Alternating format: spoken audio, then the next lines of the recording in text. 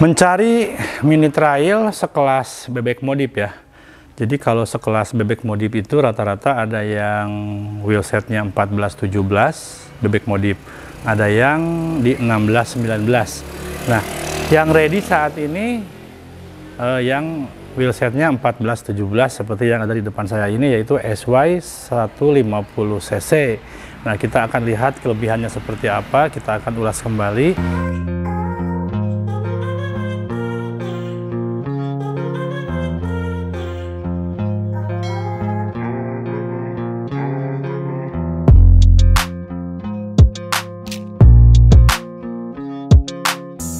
Dan ini sekelas bebek modif karena mesinnya kan mesin tidur ya, tapi modelnya sudah model motor trail, tapi mesinnya mesin seperti mesin motor bebek.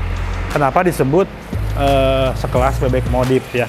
Nah, ini kita mau lihat nih SYS Motor. Sebagai yang belum menyimak video SYS Motor sebelumnya, kita mau lihat. Ini kita dari mesin dulu ya.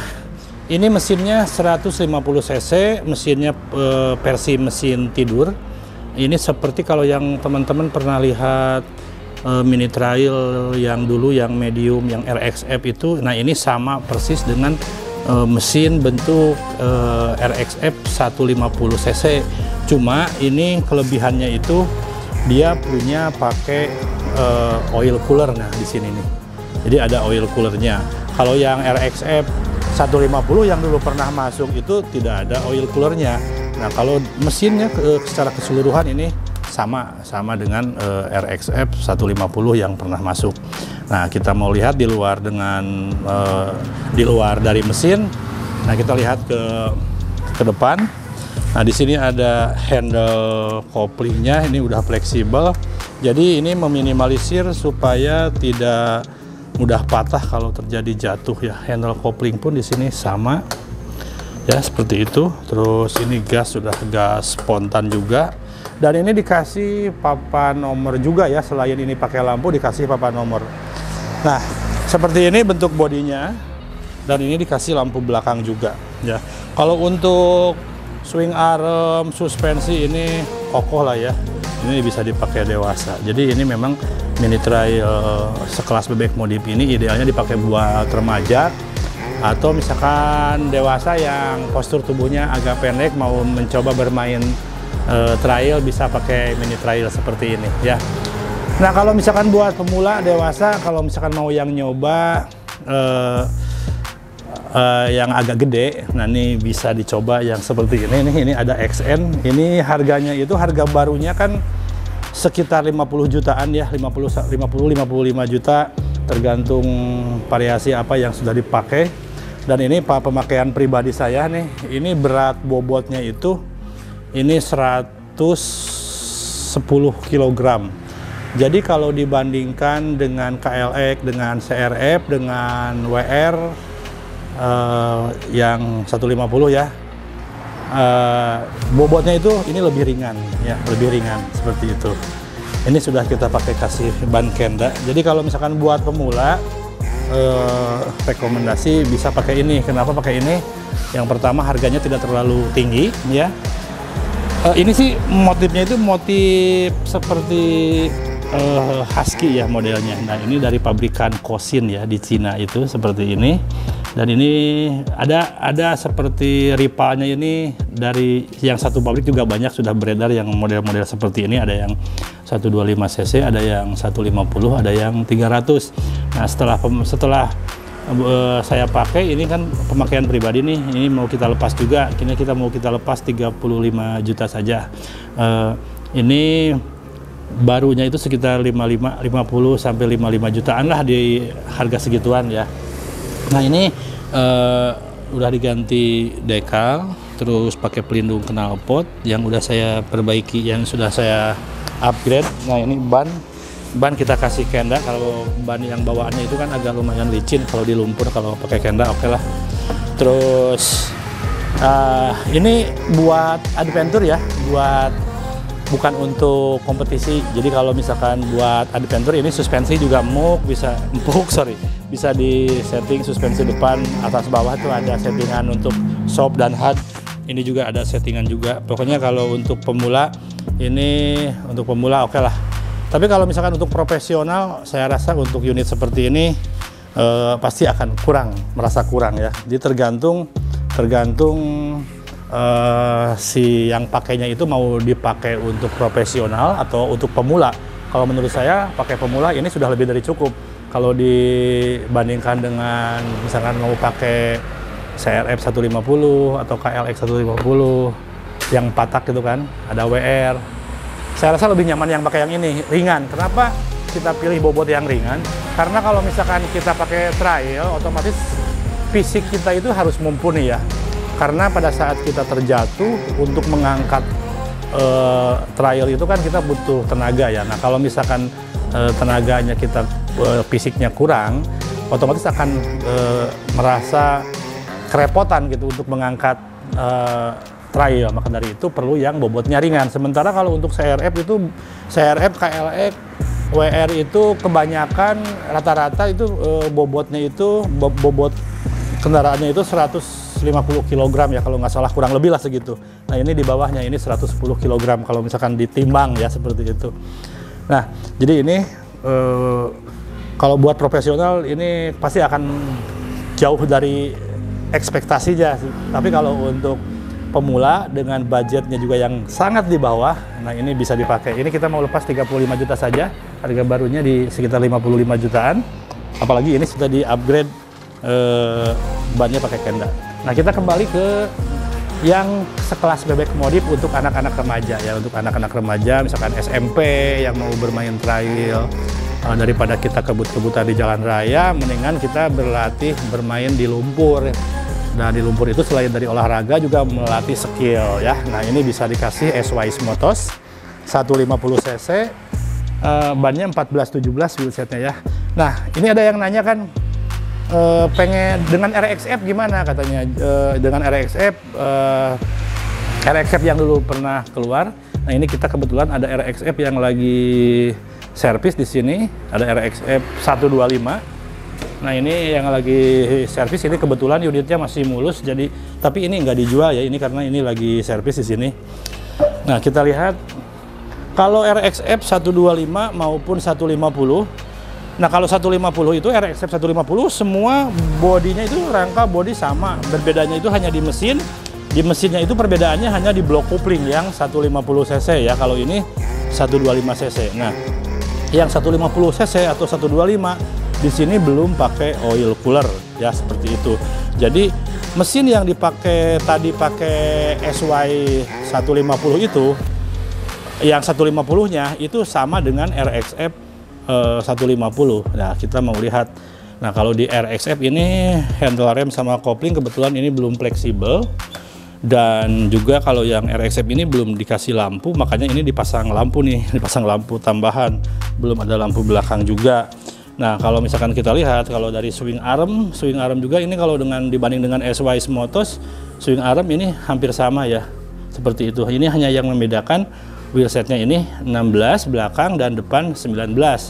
Jadi agak tinggi sedikit ya. Oke kita mau coba diukur ketinggian. Kita coba ini ya, diukur ya. Jadi kita bawa ukuran dulu. Kita coba ukur ketinggian dari lantai sampai ke jok. Jadi berapa sentimeter gitu ya. Nah ini kita coba ukur. Ini dari lantai ke jok ini 85 cm. 85 cm ini belum kena beban ya. Oke. Nah ini dari lantai ke jok. Kita coba yang RXF. Yang RXF yang ini coba kita lihat dari lantai ke jok 90 ya. 90. Nah ini belum kena beban. Tapi kalau misalkan sudah kena beban pasti ini turun. Nah ini udah kena beban. Nah segini ya, ini yang punyanya RXF. Kita coba yang SYS Motos 150. Nah agak turun juga. Jadi kemungkinan kalau sudah kena beban itu sekitar 80 cm dari lantai ke jok kalau sudah dinaikin. Kalau yang ini kemungkinan kalau sudah dinaikin sekitar 85. Jadi ya bedanya beda sekitar 5 cm-an.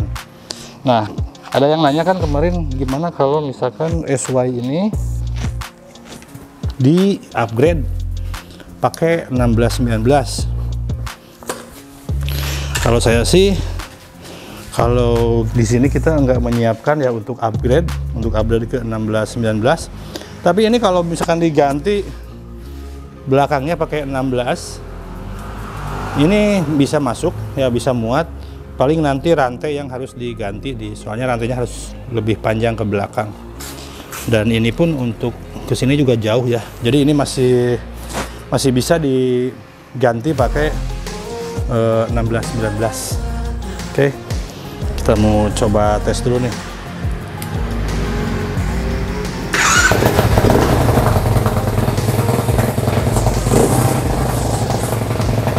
Ini transmisinya 4 speed ya.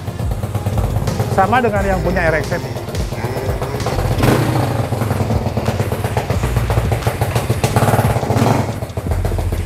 Cuma ini transmisinya agak empuk nih.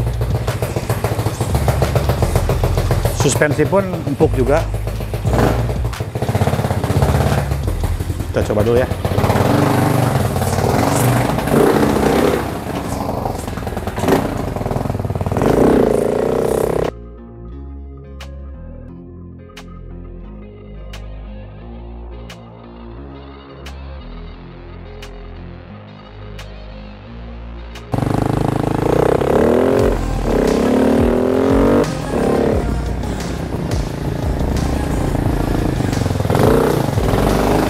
Nah, sekarang kita mau coba tes lagi yang RX-7. Nah, ini dari 90 pas begitu dinaikin jadi 85 ya, ketinggian dari lantai ke joknya. Oke, kita coba dulu. Nah, kalau yang RX-7 ini memang punya perbedaan, punya stang 4 bar yang agak panjang ya.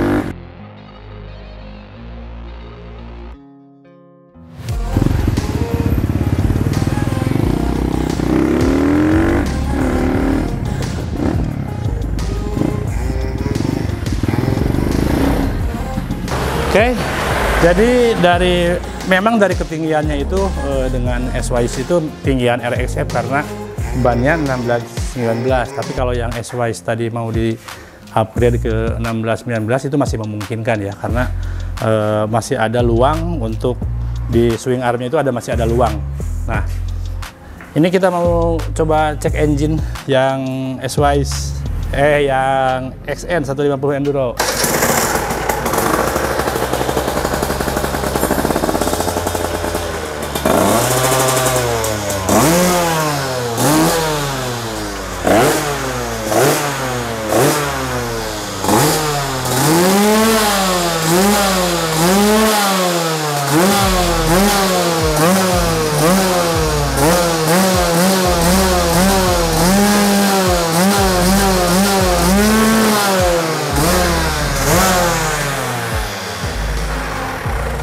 Nah, untuk 2 tak biasanya bahan bakarnya memang cukup lumayan boros ya, karena apalagi ini 150 cc. Jadi untuk bahan bakar ini kan dicampur dengan oli 2T ya. Jadi kalau misalkan mau bermain adventure, biasanya kalau mesin-mesin 2 tak itu harus selalu sedia oli 2T-nya ya. Jadi kalau misalkan mau kemana-mana harus selalu ambil 2T, karena oli 2T-nya ini tidak disimpan terpisah, ini dicampur di luar, nanti kita kasih jelikennya. Jadi kalau mau kemana-mana ini harus selalu ready, apalagi kalau misalkan mau kita adventure dengan jarak jauh, ya kita harus selalu ready oli 2T-nya. Karena ini nggak boleh langsung diisi pakai bensin murni, karena nanti akan terjadi overheat atau macet.